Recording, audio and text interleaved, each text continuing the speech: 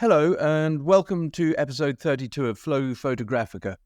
I met Wolf Suschitzky, legendary photographer and director of photography, on March 21st, 2016, when he was 103 years old. I was invited for tea to his flat in Little Venice, so I took my camera, a recorder and a copy of Want More along. Wolf lived with his partner, Heather Anthony, in a flat on the top floor of a mansion block overlooking the Grand Union Canal. It was wonderful to actually meet a photographer whose name I couldn't remember not knowing.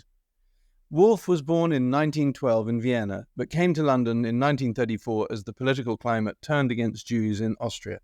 He'd trained as a photographer, and arriving in London, after a brief marriage and sojourn in the Netherlands, he started working in films.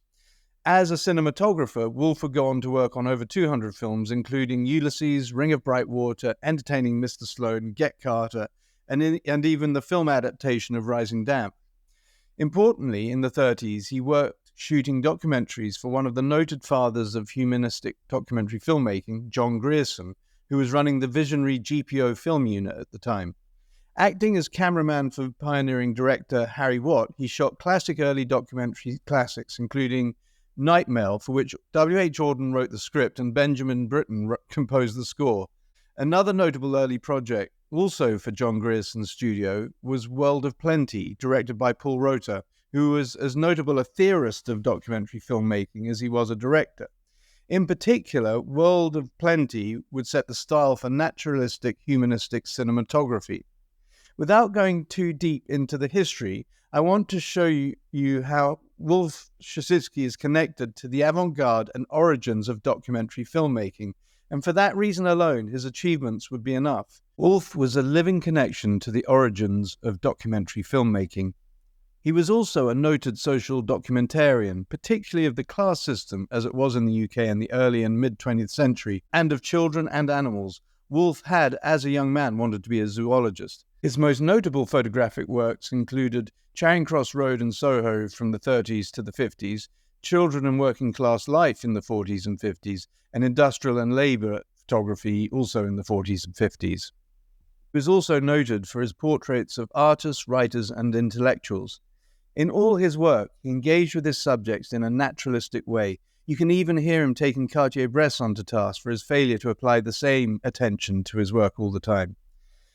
Wolf's work has been published and shown all over the world, too many times to mention here, but you'll find a good list of links in the show notes.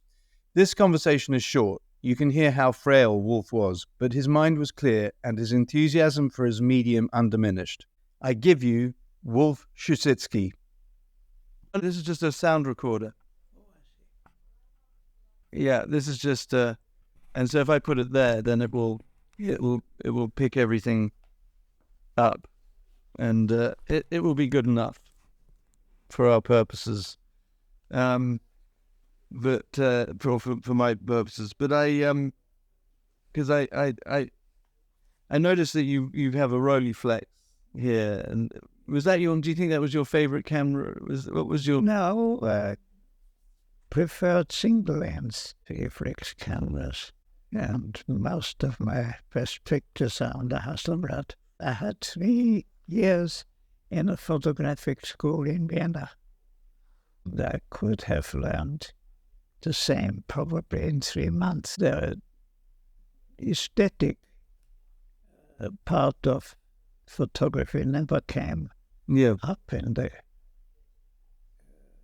school, and we only did one excursion. We went to Salzburg, and it was quite interesting because it happened to be a day remembering the First World War, and there were veterans there.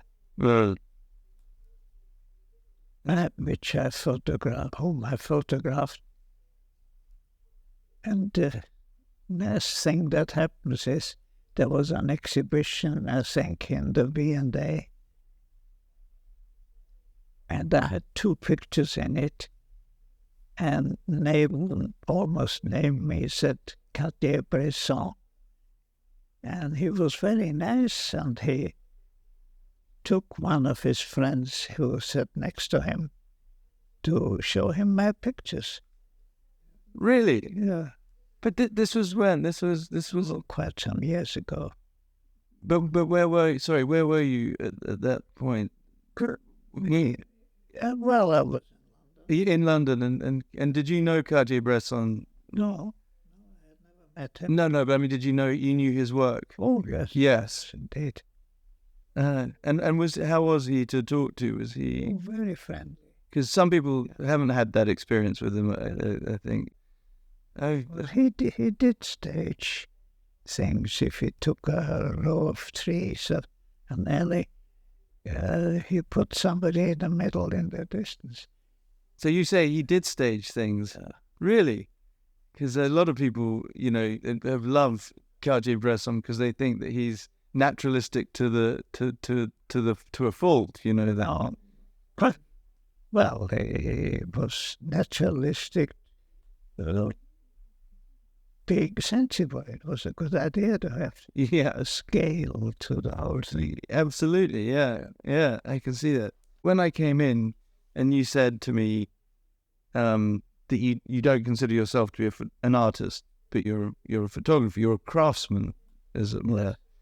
Do you think that in a way came from the way that you were trained, that you were 3 years at school and you say they didn't touch on aesthetics in that time? It was really about how to record things. And I have a book by the man who was supposed to be my tutor, my teacher.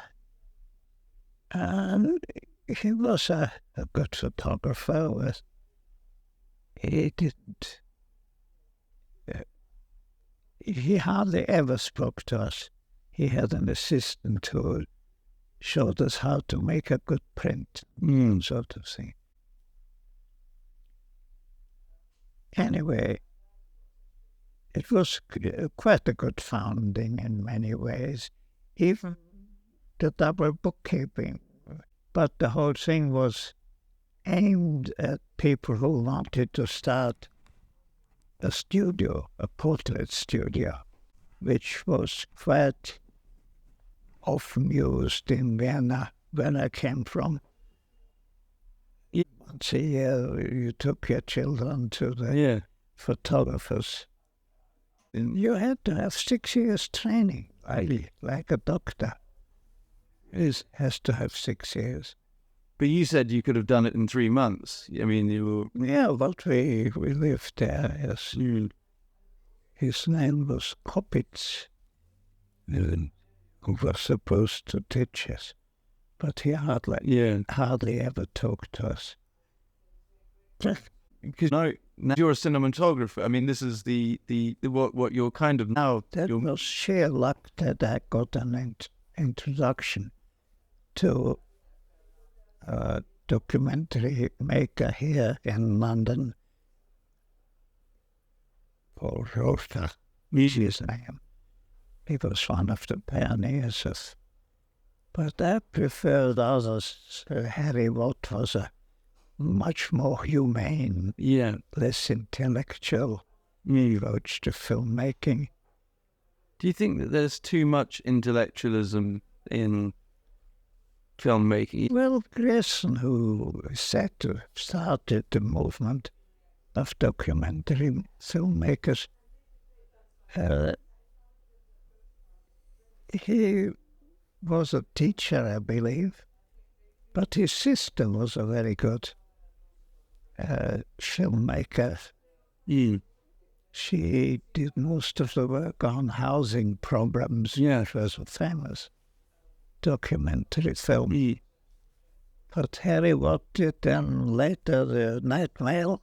That was wonderful. Yeah, still is worth seeing. Yeah. I think the BFI was showing it, showed a special screening of that recently. Yeah. And he was a lovely man. He threw himself into the job. I'll never forget one thing. We had a man, a boy who loved horses, and he worked on a riding school, clearing out the dirt and so on. And he overheard that they're going to do away with one of the horses, so he went and stole it and ride it off with it. And Henry made a film about that boy, and he had to come around the corner of a country street, and he came around, but he went a bit wide, and Harry ran up to him and said, "You fool, I told you to come close to the corner." And the horse went up. The boy had no saddle because he pinched the horse. And the horse was found about 3 miles away. Yes. Eating corn, not agriculture. Does history relate what happened to the horse then? No, they managed to catch it again. Yeah, but whether it went back into the riding school, I don't know. I did several short films with Harry. Yeah. Later on. But you were talking to me about heart. You were just saying, it was very interesting because I think heart, that photography is about heart. I'm not interested. I'm not attracted to photography that I don't see heart in. Does that make any sense to you? Does that? Well, it is very good if you can see some feeling in the mind of the photographer. Some love. Yes. You don't talk about this enough, I don't think. Love is a sort of dirty word in some. Yes. Because when I look at your book, I see love. I see a lot of heart. What you might call art, an affection for subjects. That can only come. I'm looking at the picture of of Brendan you've got Brendan of Ireland, of the boy with the mule and I made a children's book. Yes. For an English publisher. A series of books they did of the life of children in various countries. Yeah. And I got Ireland. And I had an Irish teacher who was my guide to be in touch with the victims of my photography. And it was a very nice little book. I'd love to see that book. It's here, is it? Because a book like that, can you imagine it being made now? I mean, does the atmosphere now lead you to think that people would go to the trouble to make a book like that, or a series of books like that now? I've never thought about it, but it's possible. Yeah. It's a good subject. I think that people don't do things for the love of it. I was thinking of Jonathan Villiers, and some of the films that he made. I just don't imagine they'd be commissioned now because they don't have what you might call immediate public utility. Yeah. I mean, there was a time when you could make a story because a film because you thought the story was important enough because it was interesting and you wanted to, but yeah. Well, this was the publisher's idea to have this series of children in various countries, which is a very good idea. Your book is called Brett Brendan of Ireland. Yes. The other books in the same series were... Well, yes. It should be that steer the enemy. Wow. So this is... Yes, you see, this is exactly what I was hoping it would be. I mean, this is priceless.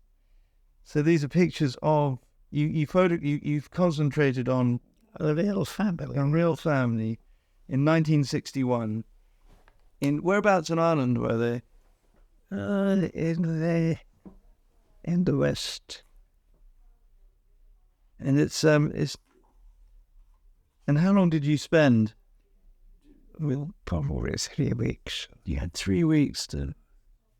Yeah, I can't remember it. but I mean, but you had time to make these beautiful and I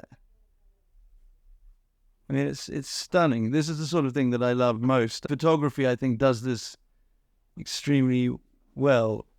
That it's just. I'm sorry to split up the conversation, but the tea is ready. Oh, wonderful! What is this, a recorder? Sorry to interrupt you. No, it's all part of the story. And I'm having the best time I've had in ages. So, like you, But my memory is not too bad, does it? no, it seems good.